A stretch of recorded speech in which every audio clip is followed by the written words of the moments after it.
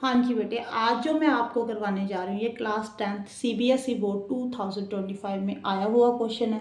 बेटे बहुत ध्यान से समझना है क्वेश्चन। ठीक है बेटे, उन्होंने बोला है which of the following statement is true. ठीक है जी, कौन सी स्टेटमेंट सही है।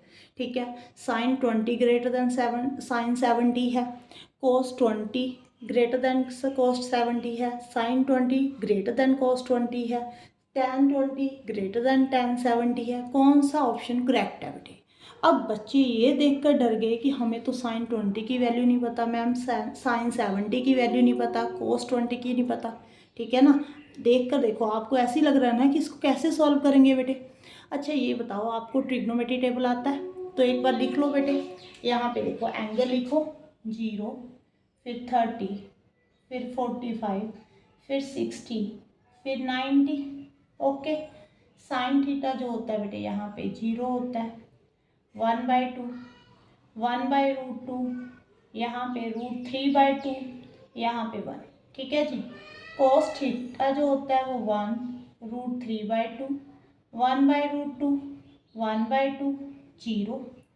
टैन थीटा जो होता है ना वो क्या होता है बेटे 0, 1/√3, यहाँ पे 1, यहाँ पे √3, नॉट डिफाइंड, इन्फिनिटी। ओके, अब देखो एक बार ना साइन की वैल्यू चेक कर देखो, 0, 1/2, 0.5 है ना, ऐसे बढ़ रही है, 0 से 1 की तरफ जा रही है। ये एमसीक्यू क्वेश्चन में इंपॉर्टेंट क्वेश्चन है कि साइन थीटा की जो वैल्यू है वो हमेशा क्या होती है, 0 और 1 के बीच लाई करती है, वो हमेशा बढ़ती है अगर आप एंगल बढ़ाते हो। ठीक है जी, ये बढ़ रही है, ग्रेटर हो रही है।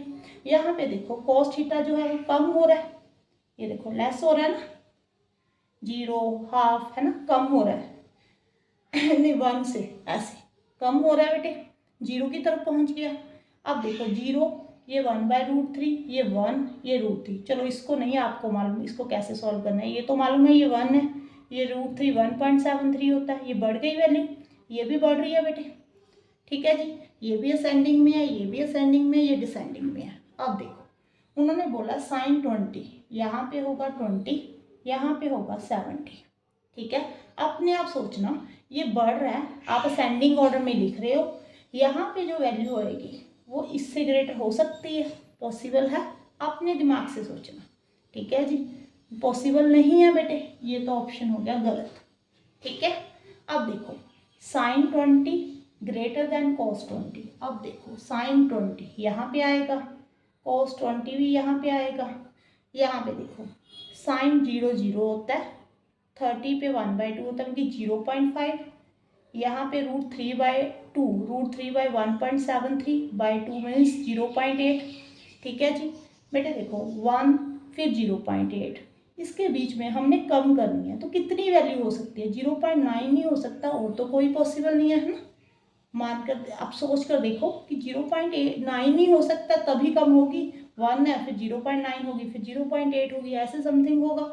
ठीक है, यहाँ पे देखो, यहाँ पे 0 है, यहाँ पे 0.5 है, तो 0.1 हो सकती है वैल्यू, 0.2 हो सकती है, 0.3 हो सकती है, 0.4 हो सकती है ना, यही पॉसिबल है।